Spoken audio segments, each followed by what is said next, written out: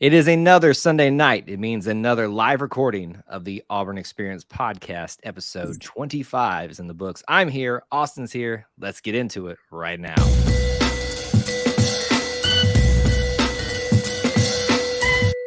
War Eagle Auburn family, War Eagle E2C Network family, thank you so much for joining us for another live recording of the Auburn Experience podcast. Myself, your host Kyle, your co-host Austin. We are in the saddle. We are here. What's up, Austin?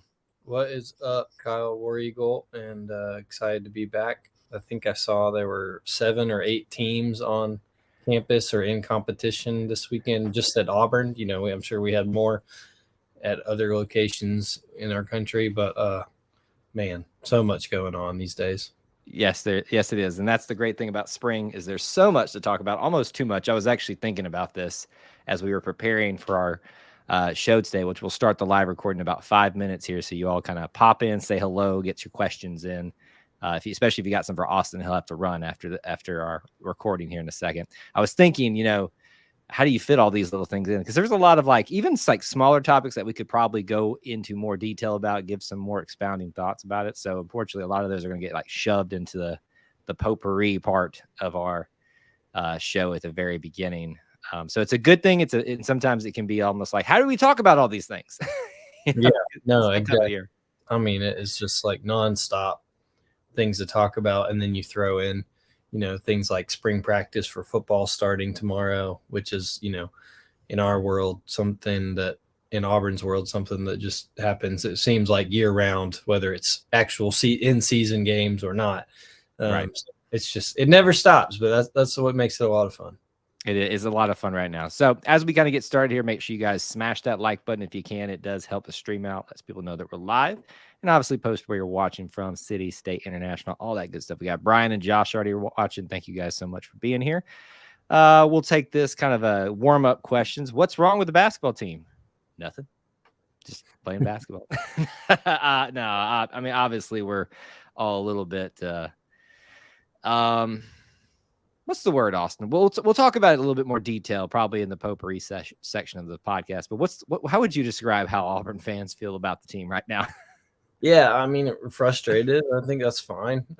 Rightfully so. I think, I get a little frustrated, even more so when I keep seeing fans kind of throw the pity parties and tantrums, because we've all known for a while now, this just is not a team that was like last year. It's not a team that's like the 2019 team. It's a down year, even in the success that Bruce Pearl's brought to Auburn. That 10 years ago we'd be rejoicing at this kind of year, but it's just not a year that is going to be an overly successful year, and that happens. That would not be fun if it's the same every year, and so it's tough right now. I did not see us getting blown out like that going up to Rupp. I did not, but I really think a lot of it was Kentucky had a great day. That even the announcers were talking over and over about how great the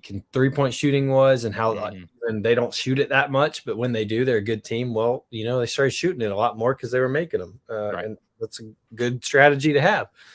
So I think that compounds it with I think Josh mentioned it there again. We always like to look over and see what's going on the other side, and that certainly doesn't help things. But nothing's wrong with this team other than this. It's just not one of Coach Pearl's more successful teams, and they just haven't really been able to put it together on the court away from Neville Arena, especially. And it's a mediocre year so far, and even with that, they still might make the NCAA tournament. So I know it's crazy, and think about it. I do like both these responses here because I think they recognize there's things that play other than just at Auburn here. There's a fans' perception of it, and I fall victim to this too. I'm sure Austin does as well. About we get these ideas that these players are just as good as the guys that were here, or not going to be. Some are not going to be as good as the ones that were here before, and we make assumptions and we make plans, and then they fall through, and we don't know how to process them. They say act like you've been there before. Well, there's probably a lot of our fan base that's not acting like they've been there before, and some of them maybe haven't because they haven't been through the hardships that was being a basketball fan. But that's a double-edged sword conversation where you act like you're superior and all that kind of stuff. So I try to kind of not like go hardcore to that. There's also this element too. Kentucky was just outstanding yesterday. So it was incredible. Just, and they're it hitting is. their stride. They've been hitting their stride the last few games. And they put it together yesterday. And like, let's not forget that's a place Auburn hasn't won in over 30 years. Right. No, they haven't been blown out by 30 plus every time they've gone up there, but it was just a bad day. And Bruce put it in his post-game presser. Well, I thought this team hasn't really just like completely quit until yesterday. And that's what happened. It all fell off the rails. And that really hasn't happened so far this year in a game. They've been in it or kept it within striking distance really in every loss. And yesterday it was just they got beat. They got beat and handed it to them. They certainly did. All right, we're sitting at about 6 minutes in here, so we're going to go ahead and get this show on the road. So, again, for those of you that are regulars, help us out as always. But as a reminder, those of you that may be watching live or on the replay that don't know how this works, we're recording a podcast at this point, putting the reminder up for you guys. We probably won't interact with the chat a lot during this, but feel free to talk with each other. And then after the fact, I will be staying a few minutes after, just kind of hang out what we were doing just here. I'll go back and look at some of those comments that maybe we didn't address or even bring up, and then take any other further comments or interactions that you guys would like to do there. So on this episode, we'll be talking a little bit of everything at the beginning, a conversation about baseball and even softball rule effects, changes and effects, things that we've already seen happen. And then obviously we're going to talk with spring football starting tomorrow. We're going to talk about some of the schedule stuff there. So all that's in this show. Austin, are you ready, sir? I am ready. Ready. Oh my gosh. I was like, which one is he going to start doing? Thank you for that one. All right, here we go. In 3, 2, 1. David Housel said it best: the whole of the Auburn experience. It encompasses a wide variety of things, people, and even places, but at its heart, at its core, it is all about our sports. It is all about our culture. And yes, it is all about our family. And because it is about a family, we got to have people involved here, especially on a podcast dedicated to that. So I'm your host, Kyle, as always, alongside me, my fellow host, Mr. Austin Scott. War Eagle Austin, episode 25. War Eagle Kyle, we are ending the first quarter on our way to 100 This is gonna be my thing. I'm gonna have a play. I was literally gonna say that this has now become your shtick for the show. Thing. This is my thing. This is our Colby Wooden. This is our John Samuel Schenker 2022 version. This is our keep going. Darren Bates. That's a better one. This is our Kyle Frazier as a free safety. And this is our not even Kyle Frazier original. Kyle Frazier 2.0 is a safety. And that's all I got. I'm going to research it more, but this is becoming my thing. And this is episode 25. And that's how people remember it. You know what I would love is if you can like pull a Clint Richardson and go back into the history and find like next week, number 26, like Joe Schmo of 1913 on that team or whatever, 26 is difficult. Justin Garrett is who I think of right off the bat. That's one too. That's not that long ago. No. And that makes me still feel old all at the same time. I can just remember him picking up the fumble and running it like 80 yards in the Louisville Chick-fil-A game to start the 2015 year. Oh, I was at that game, Austin. God, I feel so old now. That's about it. That's about all I can think of as number 26, but I'm sure there's more out there. But yeah, that's going to be my thing. I'm setting it in stone. Yeah. Okay. Well, there it is. Everybody's got to have their thing. And if that's what it's got to be for you, well, that's what it's got to be. We like to start off our show just kind of rounding out some things that we're probably not going to hit into great detail. We got to talk about, I was going to say the elephant in the room. We can talk about that, but I kind of was meaning more about the basketball team. Maybe just some quick thoughts about, obviously at this point or this episode, we are just off of an embarrassing Kentucky loss. Can I just say this and see if you agree with me, Austin? That game felt like the old Auburn versus Kentucky. Is that a fair statement? Yeah, no, I think so. And I'm going to get this wrong, but Justin Ferguson of the Auburn Observer said it Like it was one of those worst losses since, and one of them was whether it was by 25 or, he kind of kept updating it because the margin kept getting bigger and bigger. But it was one of those worst losses at Kentucky since, and one of them was Bruce's first team or something like that. And I was like, that's what this feels like. It feels like one of those where we kind of talked ourselves into having a little chance going up there, and then the game started and it got bad. And it there was, things looked good, for about the first half of the first quarter, or first half of the first half. And then it just kind of all went off the rails, but it was rough. And I don't think we've seen a loss like that since one of those first Bruce Pearl teams where he was getting his guys in there. And by some of the reactions, I think some of us have forgotten what that's like. Yeah. Look, this was me, about 10 minutes left in the second half. It was me. That was just me, just sitting there, a little bit sad, a little bit despondent, a little bit forgetting, oh, hello, darkness, my old friend.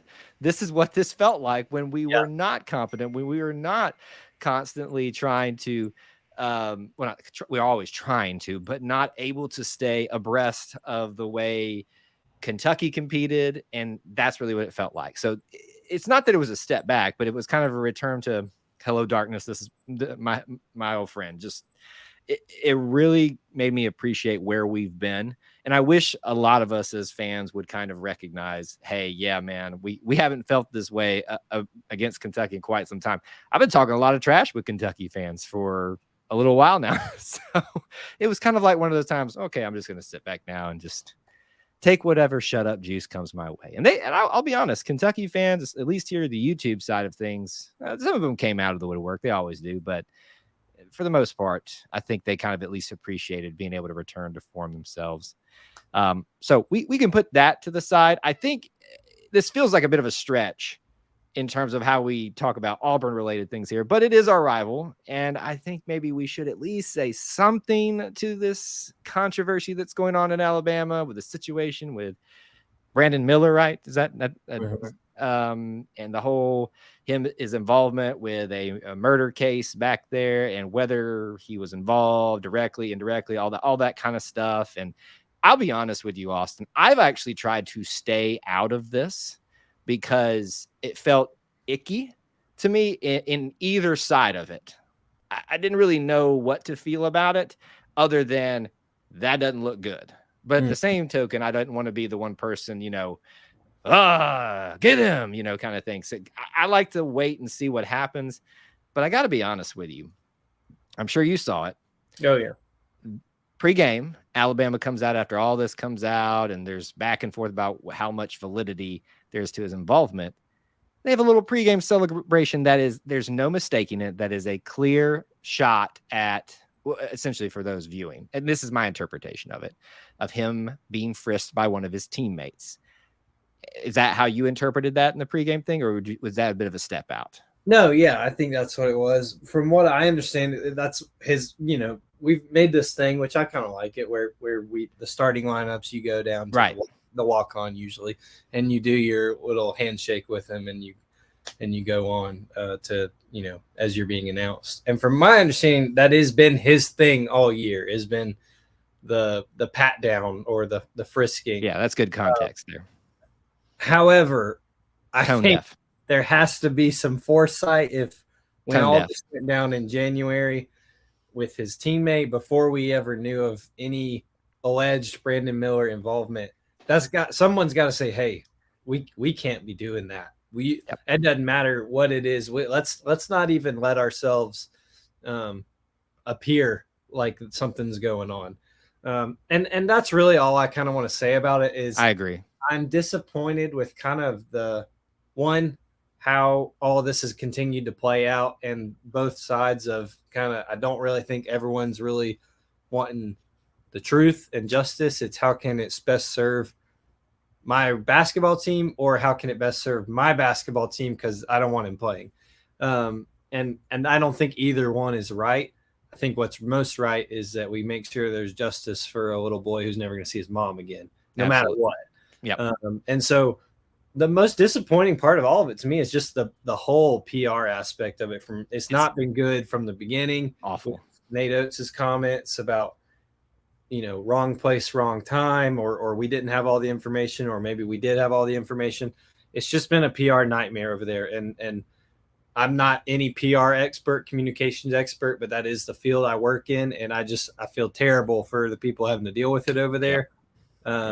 Because I'm sure it's been some late nights, but it's just a mess. It's been a big mess that has really escalated to an international scale. It's funny how it has gone international. Like it's crazy. I agree with everything you said there. I still operate with a degree of caution, but the lack of tone deaf decisions and non-decisions that have continued to persist for whoever, Brandon Miller or otherwise, I think is continues to move my sympathy is not the right, my leniency of understanding more over to the non-leniency column. And I was a little bit upset last night when I saw that. And I was like, I haven't been upset yet. I've tried to stay out of it, but it's a big mess. And I hope Auburn fans will just, for the most part, stay out of it at this point. Let it figure out. It'll play itself out. And fortunately, no outcome will fix the bigger problem of this. So just wanted to kind of put our little take on that because that's been out there. One happy thing, though, that we can talk about and celebrate to round out this segment, though, women's basketball has secured a winning season for the first time in 3 seasons, it feels like. Oh, wow. 2-3 seasons. I know we went to the tournament with Coach Flo at least 3 seasons ago. So that's why I was like, it's not like the longest time, but it's been long enough, right? And, the uphill climb that Coach Johnny Harris has had, getting them back to respectability, only in their second season, is now secured the 10th seed in the SEC tournament and a bye. That's incredible. And I just want to applaud and congratulate and just, be happy about something Auburn basketball related right now. That's all I want. No, you're right. And we've talked about on this podcast and on this network how much we really, really like Coach Johnny Harris and what she's building. And you can see the foundation laid and the excitement. It was senior day. I recognize that. There were a lot of people at that game today as the regular season finale.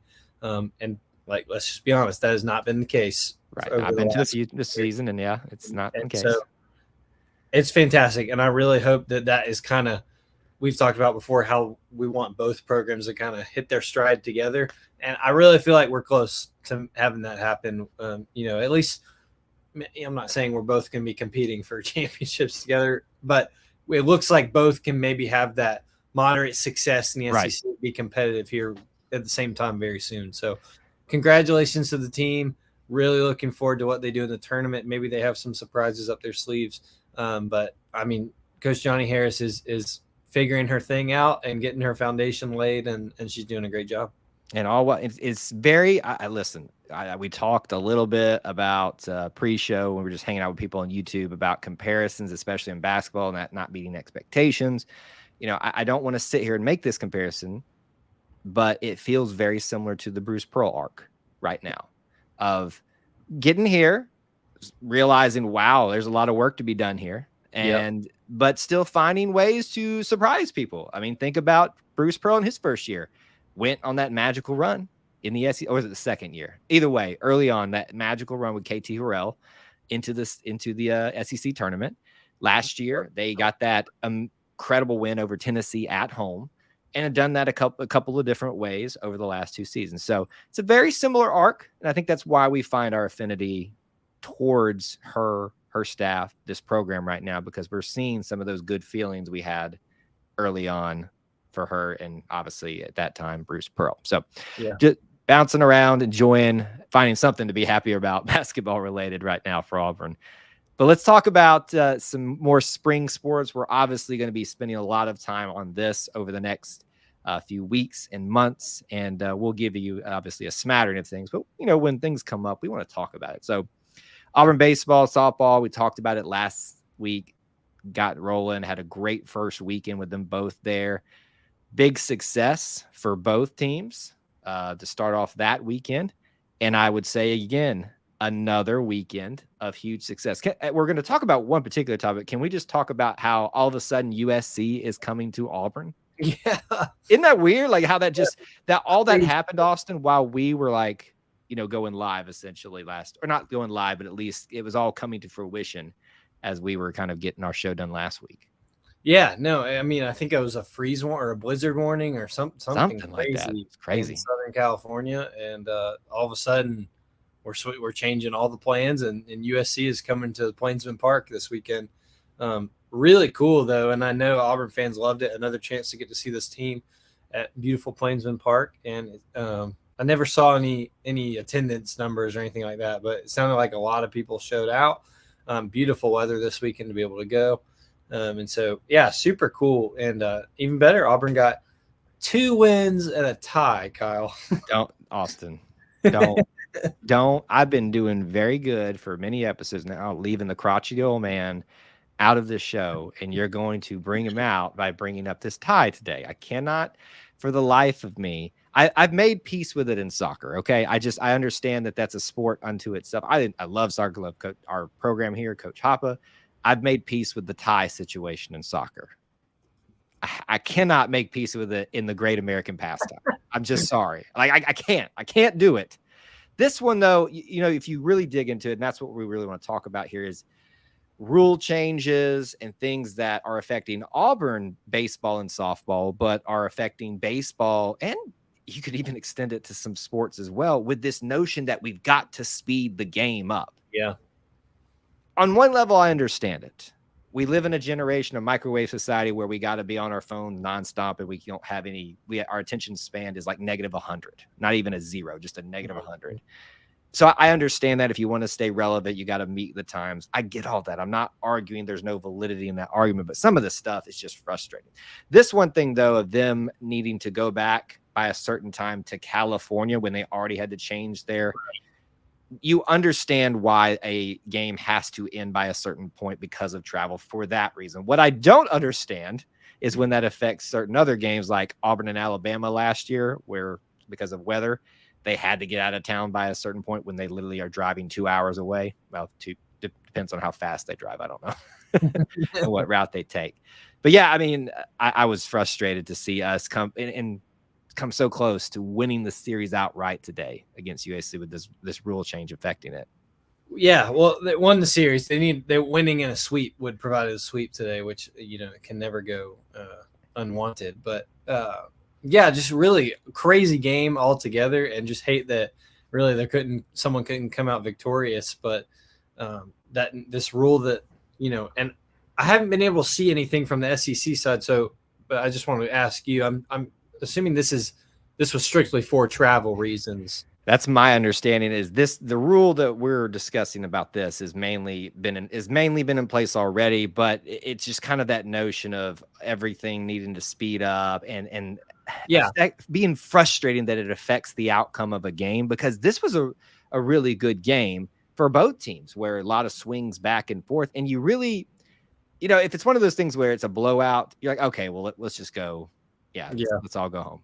So don't drag this thing out. But this is back and forth. I mean, USC had an opportunity to win this thing in the top of the ninth, and there was a crazy play where a player didn't step on the home plate and ended up being out, and they got out of the inning. And Auburn loaded the bases and had an opportunity to win it too, but it didn't come to fruition. So it was just like, can we just have one more, or just whatever we need to finish this amazing thing that happened this weekend? So yeah, no new innings until I guess started before 3:30 Central Time. Yes, that's or no new innings can start after 3:30 Central Time. So yeah, just really big bummer. But I think I'm not worried, but I think we're going to see some more of these instances in the SEC season with these rule changes. We've had it in softball, but we have a baseball run rule. This year for conference games, a 10-run rule after 7 innings. We're not going to allow the last 2 innings to happen, which I see a lot of that. And I see a reason for a lot of that. A lot of people don't want to stick around and watch it. I do hate that we cut some chances short for those comebacks, as rare as they might be. And then what we're seeing, I think a lot of people have seen it on the major league level, is the pitch clock and the batter clock, and making sure the batter doesn't, strap his gloves 15 different times and take 30 different practice swings before getting back on the mound. And before we know it, we've had 2 pitches every 10 minutes. But I think it's all in good nature. I'm kind of like you, Kyle. I kind of hate that we're just changing the game just to change the game for what feels like marketing purposes. But I do understand it, and I understand, the need to continue to draw eyes, the need to continue to watch it, or to keep it the way as competitive as possible. But it'll be interesting to see how these rules play out and how these rules affect games, if they do, and how affect games once it gets down to crunch time in the conference. I know I mentioned it briefly on the major league level, but we've already seen in spring training a game end because the guy wasn't in the box on time. He had 2 strikes already. If you're not in the box on time, that's a strike on you, and the game just ends right there. And it's spring training, so that game ended in a tie, which it doesn't matter, right? Normal, we would kind of go to the next inning, but that's going to happen at some point this season. Someone's going to not have a chance to win the game because they took too long. And exactly, and I think adjustment period needs to happen, but it'll be good eventually. Well, and see, that's the thing, because I think this has already happened, not the end of the game scenario, but an Auburn player, I think, got out one time in an earlier game because they weren't in the box quick enough, or there was one of these rule changes that affected it. Not a huge game-changing, altering, thing. But there's an adjustment period that Major League gets to have, right? Because they're in spring training. I mean, yeah, it's a big news story, but it doesn't really affect anything. It's spring training. So everybody can get used to it. College baseball and softball, whether it's this rule or not, didn't have an adjustment period. No. And so you're having my biggest pet peeve, especially in any sport, but like football, and basketball too. I don't want the refs to determine the outcome of game or a nuanced rule like that. And that's what frustrates me. And so we're becoming I feel like, rule focused in our drive to get faster, quicker, get this thing done, that we're losing some of the, I don't know what the word is, majestic nature of a beautiful game like baseball and softball. I don't know. Yeah, I think it's the spirit of the game, I think, is being hurt, and I do hate it, but I understand it. Now, Kyle, I'll say this, and this is going to get to our crutchy old man segment. I'm already there, so don't worry. What I never hear being talked about, and because there's been a whole bunch of talk about how we get football faster too this week, right? I don't. But what I never hear in all these conversations is, hey, you know what? Maybe we should just cut our commercials in half. Exactly. Well, heaven forbid, we do that. And I know that's where the money comes from. I know. But you must have been listening to a certain radio show where they discussed this, haven't you? Kyle, I don't know what you're talking about. We both don't listen to that radio show ever, right?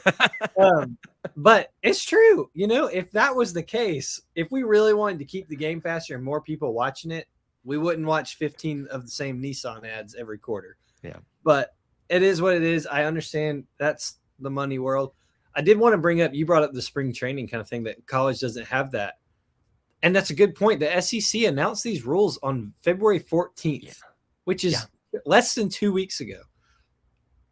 Hindsight's 2020, sure, and I'm not the one making these decisions, but we played how many fall games of baseball last fall? I think we couldn't get these out in that time. It's like we couldn't get those out to practice it then. I mean, that's a perfect time for these student athletes to practice these new rules that now they're going to be under. And they might have known they were coming, and I'm sure at practices they've been working on, having their own clocks and getting used to that system. But I find it really ridiculous that all these rules decide to come out, less than a week before the season starts. Yeah. I have a feeling, Austin, this is not the last time, whether it's Auburn baseball, Auburn softball, or SEC baseball and softball related, that we're going to be talking about some major scenario with these rules affecting the outcome of an important game. And yes, every game's important, but the ones where races are tight, that heaven forbid Auburn and I'll just throw Tennessee out there already in a heated feelings towards each other from last season, and someone strikes out because they didn't get in the box in time at the very end of the game. You hope at that time everybody's used to it and all that kind of stuff, but my crotchety old man side is coming out just with some of these things that potentially could happen. We'll just watch and we'll understand, not like it at all, but we'll watch and to see what else happens with as we tried to speed up the game without getting rid of the commercials for some reason. All right, let's talk about some football, Austin. We have not talked about football, at least in big chunks, in quite some time, and I think, frankly, that was a good thing. It was a good reprieve from some frustrations. Now the end of the season, we've dedicated an entire episode or 2 or 3 to our love of Cadillac Williams and what he turned out of a literal turd into, and polished it off and made it look presentable, at least. Or potato, whatever you choose, turd or potato, your choice. He cleaned it up for the family friendly thing, but yes, I threw the turd out there and I left it there to stink. Just drop it, Kyle. Let it go.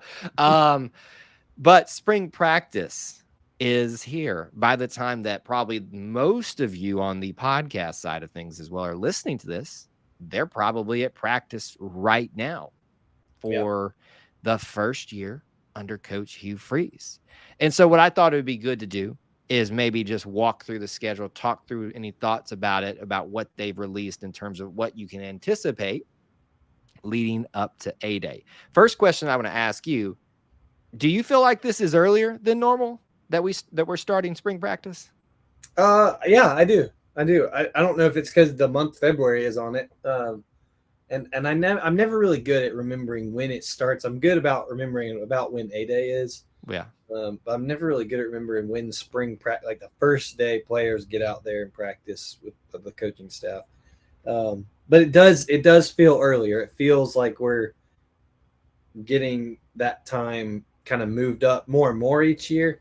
I don't know how much of that has to do with like a new coaching staff. Like if next year with Coach Freeze and his staff set and him knowing the players, the majority of them, do you need as much time? Now, I'm sure they're all going to take as much time as they can figure out because you can never practice too much. But it feels like this is a very early start, if not the earliest. Yeah, I do think he addressed this a few weeks ago, saying that it would be a little bit of an early start. But I wonder if it's more so because of when they could and practice. They've got spring break in the middle of this too, which you'll find out. In fact, I'll just kind of read off very briefly here. You can find, they made a post about this on their Twitter, on most of their social media accounts, sharing your dates for when they're going to practice. And I do love the transparency when these things are going to happen. Most of us, obviously media members, can go to some of these practice that they're invited to and get some little very limited clips and images and just ideas of what's going on out there. But it starts tomorrow, or whenever you're listening to this, February 27th. And that is your first day of spring practice and leads into March 1st, March 3rd.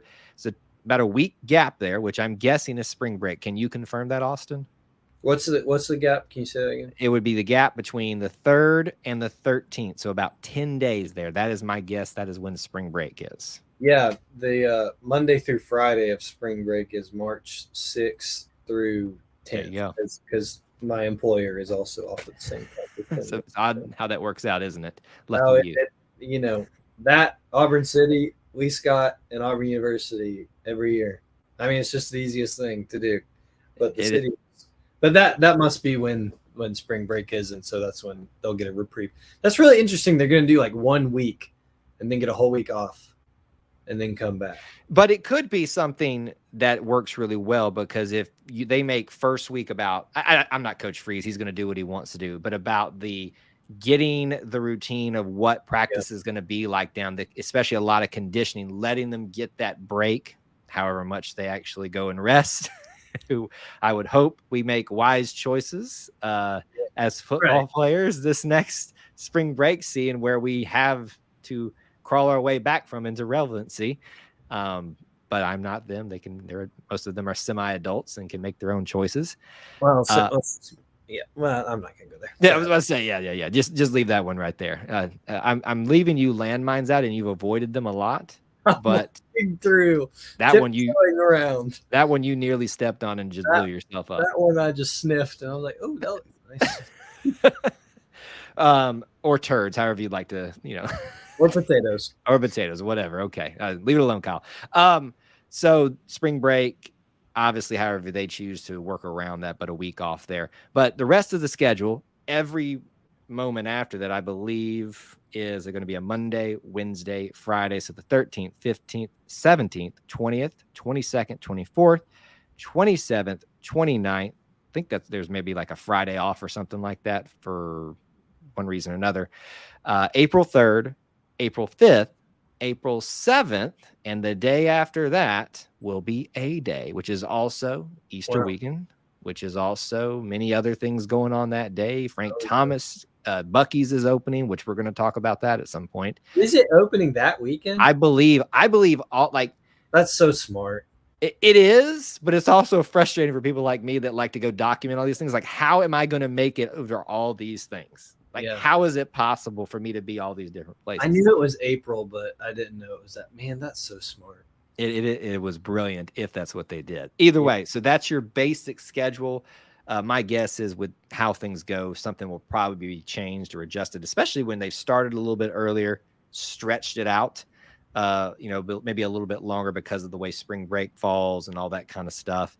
But we're going to be basically sitting in this for a month and a half. And there's going to be a lot of excitement that comes this first week, especially maybe even second week. But then it's going to kind of die off for a little bit until we start getting closer and closer and closer to April beginning.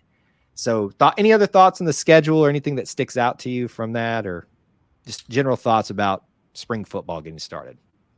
Yeah, that's really interesting. I'm always interested to see how the schedule plays out for our new coaching staff, and as well as how the media schedule stays out. Like, who are you talking to? Who do you get to talk to, and how much? We'll hear from Coach Freeze, obviously, a good bit, but which players are we going to get to see, talk to, how many, which assistants, all that stuff.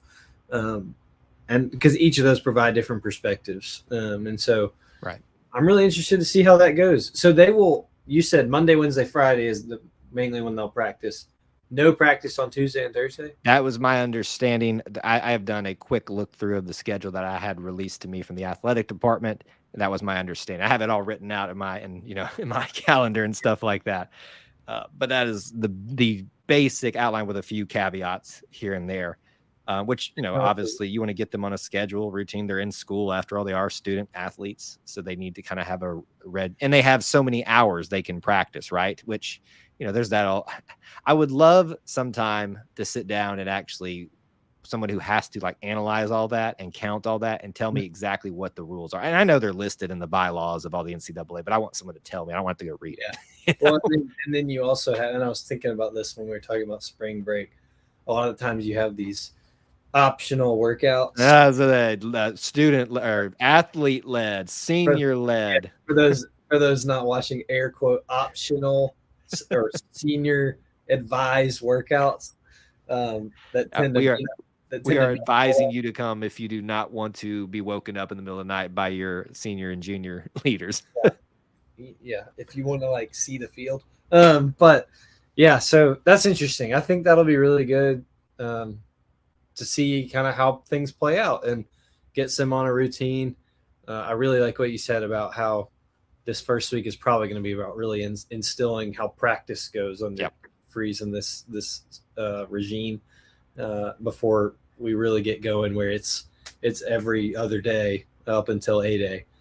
So that it's always fascinating. There will be no shortage of tidbits and information coming out, and there will be even less shortage of overreactions and dramatics that come out.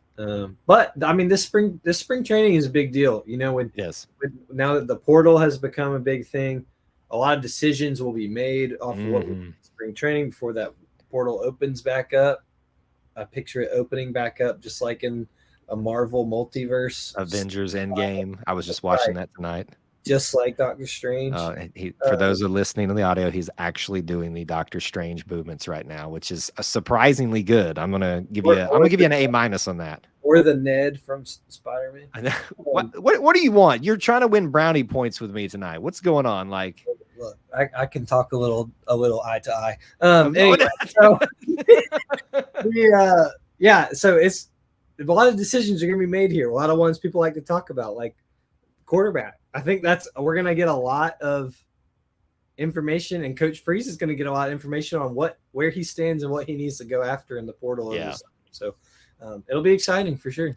Yeah, and obviously we're going to come back and update everything for you guys here as we feel it's appropriate. And as we talked about, there's a lot to cover this spring, and basketball is just, I mean, we're going to be talking a lot of March Madness here, whether Auburn's in it or not. I'm sure we'll be mentioning something. And obviously with all the spring sports that's going on and just the things that are happening. We got Frank Thomas statue coming. We got Bucky's opening. We got all these things that are just great part of the Auburn experience to cover on this show. But we will find a way to smash it all in there. But we've got a long plethora of month and a half to work our way through what we can glean, speculate, and overreact about with Auburn's spring practice 2023. Excited for it, though, because Lord knows we need something to be excited about in Auburn football right now. Yes. Thank you guys so much for being here on this episode 25 of the Auburn Experience podcast with myself, Kyle, and Austin. Austin, if they want to find you out there on the Twitter sphere, where can they, or wherever they can find you? On the Twitter sphere, on the Instagram verse, and on the book face, you can find me at Austin G. Scott. You can find me on the whatever he called it, Twitter sphere. At Kyle Loomis 24. I think it's the same thing on Instagram, but obviously follow E2C Network everywhere, even on TikTok. It's there. And follow it there so you can stay up to date with all the content we're doing across all those different platforms. And we appreciate you guys listening, watching, or whatever, however you got here. We appreciate you being part of our little family within the Auburn family. Till we talk to you again. War Eagle. War Eagle. All right. That is episode 25, folks. Don't go away. I'm going to hang around for a little bit. Austin, you can head on out, sir, and have a great night. I will. Thank you so much. Have a great night, everybody. Thanks for tuning in. I was just looking to see if there's anything. Yeah, if there's anything you want to address as like a little quick fire on the way out, feel free to, sir. Yeah. Otherwise, I will run through that. I don't think so. Although, Rise Life just got back home from Rocket City. Didn't know Sonny plays there. Yeah. I wasn't up that high, but I was in Birmingham. Sonny DeShera plays there. I want to say there's another Auburn player that's playing for the Trash Pan. Is Davis Daniel still there, or did he get that's a good question. I don't know. I should know that, but he might have gotten called up. Kyle, quick question for you. I saw that our friend Clint, who I'm going to hold my computer now that I mentioned his name, our friend Clint posted that the new baseball jerseys will be for sale soon in the gray, cream, and blue. My question to you is, were you to pick one, which one would you purchase? Oh, good question. My wife is great, Devin. Thank you. We're anxiously waiting. That's a good question, Austin. I really like that blue one. I'm a sucker for that cream too. The cream is the popular one, right? Because I think that's the one that everybody doesn't have any qualms about. But and what number would you pick? Oh, I picked my number 30. That's my number. I'm also going to pick 30 though, because that's what Butch Thompson wears. Yeah, well, I didn't even think about that. That's a good correlation there. I'll say blue, 30 blue, just so I can have the novelty of it because it's new this year, you know. Kyle, one day we might be matchy on here. Okay. Well, what a day that will be. Episode 30, the one where we matchy. 30. Yes, the Trey Williams episode. Wow, it took you a minute, but you got there. I'm proud of you. See everybody. War Eagle. All right, War Eagle, man. Oh, good stuff as always. Okay, you guys. Most of you know the drill. This becomes a little bit of a mini Wednesday night show. We're actually a little bit later getting started. So normally I try to be out of here by 10. That's like 10 minutes away. So just depending on how active you guys are in the chat here, determine how long I stay after that 10 o'clock. But drop them in right now. Comments, questions, derogatory rebuttals, all that good stuff. And want to know what you want to talk about. Real quick, let me go ahead and I always struggle with where to put this in, but since we're about to kind of jump into comments and questions, let me give you guys the rundown schedule for this week. Don't have any marquees to bring up for you or thumbnails to bring up to show you, but my anticipation and hope is tomorrow morning at 8:30 when we had typically been doing some Auburn Good Morning Auburn segments. We'll do that again tomorrow, kind of talking about a different side of maybe what am I anticipating about spring practice starting tomorrow. So I'd love for you to join us at 8:30 in the morning Eastern time if you can. That's the plan to do that right now. And then we will do that for a few minutes. And those of you that can watch it after that would be great. The next plan would be to have a live stream for the post-game show. We will not have a Wednesday night show because of basketball happening to our scheduled time, but that'll be the last time that conflicts with that this season. The Alabama game will be a big one. So those are your next big live streams. I'll probably have at least one or two videos, probably more, honestly, for you, edited videos for you to check out this week. And obviously our round of podcasts that we typically have are coming up this week. So y'all keep up to date on that and check out all those links in the description for ways that you can help keep up to date and obviously connected and support us. You need to be a subscriber. You can be a channel member for $1 a month, or you can be a Booster Club member for $1 a month. Both of those things are cool. Both of those things are appreciated for those of you that are able to do that. Helps keep the lights on here, literally, at E2C Network Central, and we appreciate for doing that. But the biggest thing you can do for us, smash that like button, invite a friend, tell them about us. That's the biggest thing you can do. All right. Let's jump into it. And I may go back and forth on comments and questions, so just bear with me. And I see some of y'all are having side conversations a little bit. I wish we beat Kentucky, man. We all do. Sometimes they just, sometimes they just get us. Changing rules to speed up games without addressing the number of TV timeouts is both frustrating and laughable. It is also understandable, Brian, I would say. And Austin and I were referencing a local, well, for him, that's not even local, just a regional radio show that talked about that dynamic that they got to make money. But really, when that scenario, we're talking about like a smaller radio show, we're talking about, these TV timeouts, all that stuff. Yes, that is true. But that's why they get better and better. They get more broadcast. So it's this double-edged sword, but there's no right or wrong answer. And it just is frustrating that it feels like the fans are missing out on something, but yeah. Let's see here. Let me roll back a little bit. Josh asked, do you think we make the NCAA tournament if we go 0-2 this week? Not without an outstanding SEC tournament run.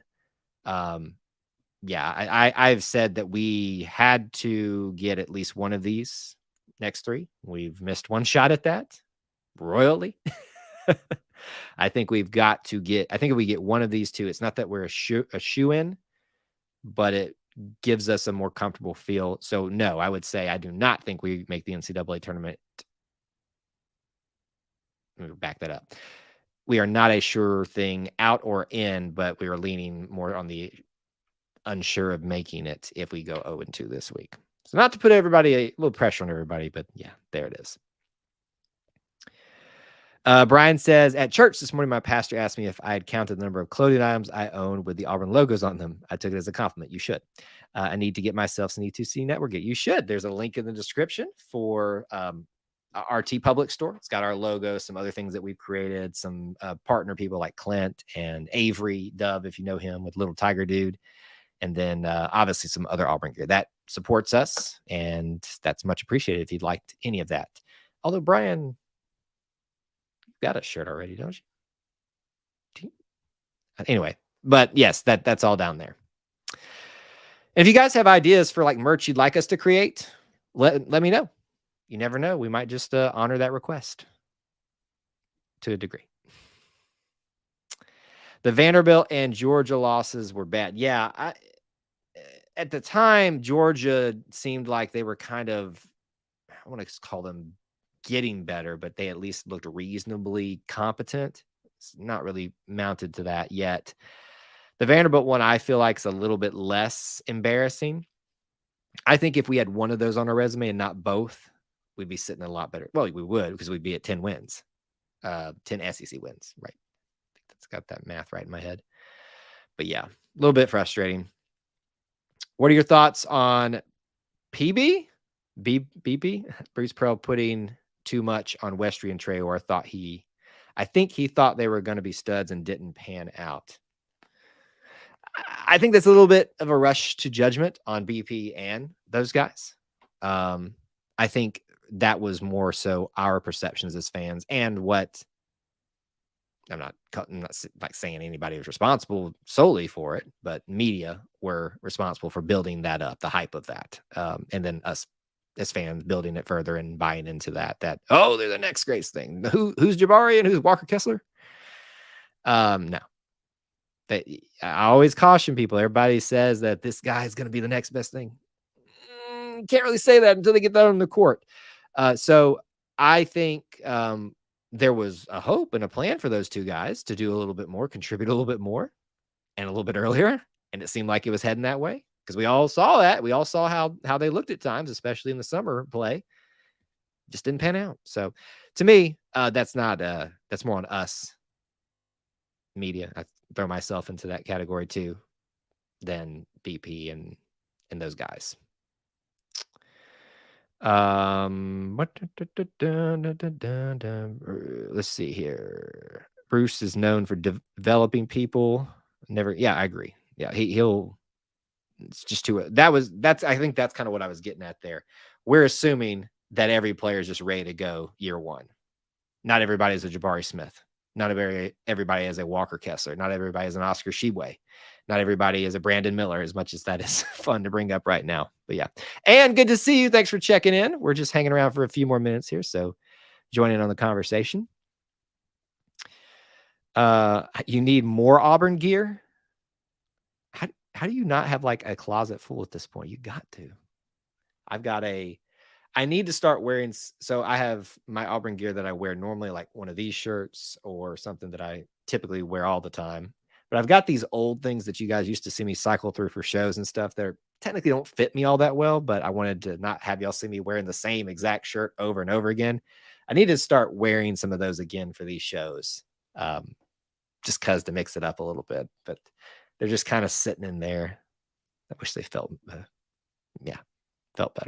Or it looked better on me. It's pretty vain of me. Who from this team is leaving after the season? So you're talking about basketball, I'm assuming, Josh. So you've got, if my mind is correct, Jalen. And we'll find out on Wednesday because it's senior day. Well, here, let me just pull up for you guys. It won't take but a second here. Auburn roster for basketball. And I will give you everybody's years and such. So your seniors are Jalen Williams, as I said. Super sad about that. My hope is that he has a fifth year with all this COVID stuff to take. You would also have scrolling. Alan Flanagan, that's what I thought. Babatunde Akingbola, we haven't seen Stretch, so it's obviously no ill will meant toward Stretch anyway, but that's not, unfortunately, and I hate to say that, but the biggest loss for him graduating. Leor Berman's gone.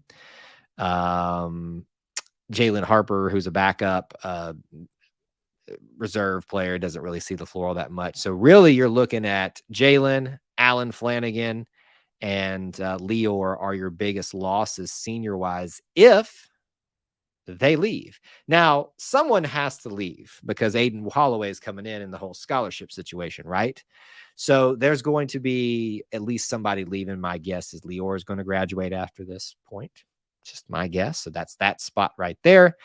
Then you've got, I think my hope is that Jalen looks strong enough heading into the postseason here where he can really turn some heads to get solid looks at the NBA.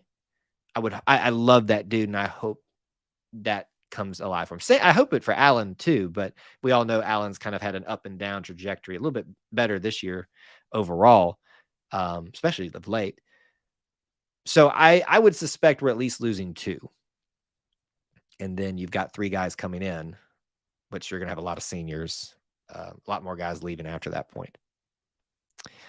So I think I answered that a little bit, Rob. I think nobody else has used a COVID year yet, like a 5th year. My understanding is some of these guys still have that. I don't have that information in front of me, but yeah. Oh, yeah, it looks like Devin is still doing great out there. I love when guys go and have success, especially when they didn't leave on, like, bad terms with us. Like, you saw Davion Mitchell have that amazing success at Baylor and then winning the national championship. Gosh, I wish we could have kept him. And, I think he's in the NBA now.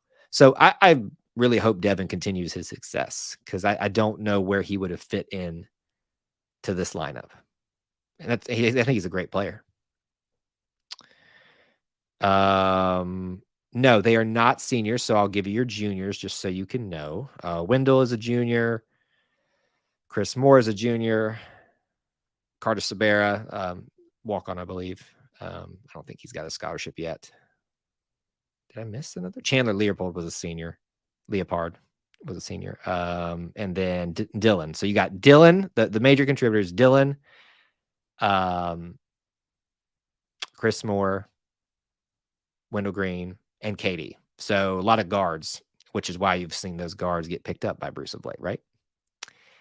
And Zepp's gone too. How is Zepp not on this list? How did I just skip over him? Because it said graduate student, and that's why I wasn't looking for that. So he's a graduate student. So Zepp is gone. So really, the guy Aiden Holloway who's coming in, he's filling the Zepp spot. But after that, I expect Lior, and so you could see some transfers and see that. Completely out of eligibility, right? Yep. Another year of crazy play from KD. I can't do it another year. Well, you say that now, sir. He may not be having the most consistent year this year, but you will find yourself eating those words at some point. I promise you of that. I love KD, and I think y'all should learn to value him a little bit more than he is. He is a little monstrosity, but he's our little monstrosity. All right, a few more minutes here, and then we'll bounce out of here. But keep coming with your comments and questions here. Trying to see if I missed anything during our show. Trying to see if there's anything that we haven't that we didn't get to talk about. Hoping to see another linebacker, interior lineman, quarterback come in the portal. I'm trying to get people steered away from believing in this quarterback for the transfer, not because it won't happen, but just kind of what we've been dealing with here, these expectations of, well, if it didn't go that way, we didn't go get a quarterback. Why didn't they do that? Just let's work, let it play itself out. But I do think you're going to see some of those spots that he clearly has indicated. I think even Hugh Freeze has said he's open to it. I believe he said that, if I remember correctly. But yeah. Let's see here. Turns it over so much, talking about KD, no consistency. This year a little bit, yeah, but that's just 1 year. Alan Flanagan had an inconsistency too, and it's now starting to right itself. So I think we have a tendency as fans to write someone off and want to point blame in one particular direction, the one that tends to make most sense, and that's not really fair on the players sometimes. That's just me. You guys can do what you want, but obviously I'm going to advocate for them. Yeah, interested to see what they use for the COVID years. I'm kind of ready for all of that eligibility to be done because it's confusing to keep up with. But yeah, so Zepp's gone. My anticipation is Lior will be gone, and one of Jalen or Allen will be gone. So we shall see. Yeah. Let's see. Anything else that we haven't hit? Is there any other topics that we haven't hit today that we didn't hit on the show? Oh, one thing to bring up to you guys. So tomorrow I am recording, if I don't know if you guys follow the YouTube channel, The Voice of College Football with Mark Rogers TV. He will be doing another, he will be doing it, but I'll be joining him for a guest spot on talking about Auburn's defense for spring practice. Tomorrow we're recording that around noon. So usually gets it out like sometimes earlier than that, but the day after.